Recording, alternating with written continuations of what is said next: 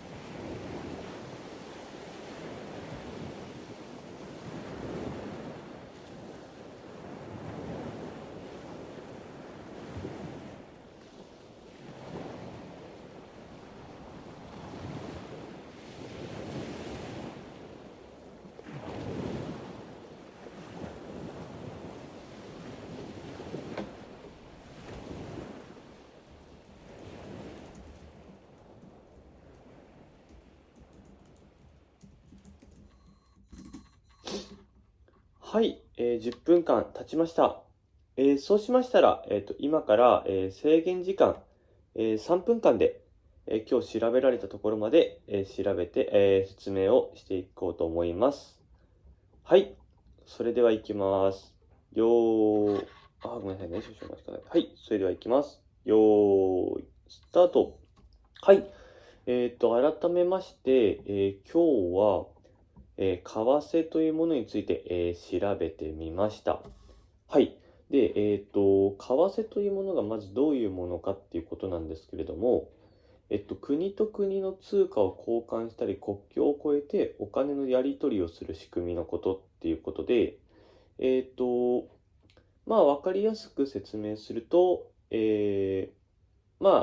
日本とかであれば日本円を、ドルとかに交換するとかっていう形で、別の通貨、他の国の通貨に交換すること、そうですね、国境を越えてお金のやり取りをするみたいなことで、それが為替というものらしくて、昨日とかやったドル建てなどでも、輸入とか輸出とかで、お金を変えて取引をするって話とかがあったと思うんですけども、そのやり取りをする仕組みっていうのが、いわば、その、為替っていうものらしいですね。はい。で、えっと、国をまたいだお金のやり取りということで、今ちょうど輸入とか輸出が、為替ではないかってことで、今現時点で私そんな感じで理解してるんですけれども、実はなんかその為替って言葉は他にも、いろんなところで使われてるらしくて、例えば、給料を、これは日本から見てってことなんですか。そうか、海外だからあれか。給料を、他の国、いわば海外で受け取るとか、あとは外国企業に商品の代金をドルで払うとか、あとは海外の子供に仕送りをするとか、あと日本の企業が、他の国の会社から入金を受けるとか、こういうのも、この入金とか払うとか、そういう仕送りとか、こういうものの、に関して、どっかしらのお金を別の通貨に変えて、取引をしているってことで、これらのやり取りの仕組みっていうのは、すべて為替ですよっていうことで、これらも為替として含まれているらしいです。で、えっと、それぞれ、昨日もちょっとその円安円高の話があったと思うんですけど、1ドルに対して日本円だったらいくらが、いくらとか、1ユーロだったら日本円だといくらとかっていうふうに、どんどん、いろんな国であるんですけれども、これが、いわば、その、為替レートっていうものらしくて、通貨と通貨の交換比のこと、交換比率のことらしいんですけれども、一応それも、GPT さんの方から、為替のと一緒にこの言葉も出てきました。なので、この為替レートっていうのを見ながら、円安か円高かっていうのを確認しながら、為替をしていくっていう形になるんですかね。はい。で、ちょっと私、あまりよくちょっと理解してない部分があって、その円安とか円高って、そのいくらから見たものが基準なのかと思ったんですけども、ちょっと3分間、時間が経ってしまったので、ちょっと中途半端になってしまったんですが、今日は、これで終わりにしようと思います。はい。それでは、今日もお疲れ様でした。この10分間、しっかり取り組んだ自分をぜひ褒めてあげてください。そして、よかったら私のことも褒めてくれたら嬉しいです。私は褒められるとすぐ伸びるタイプです。次回も一緒に10分間学びましょう。それでは、バイバイ。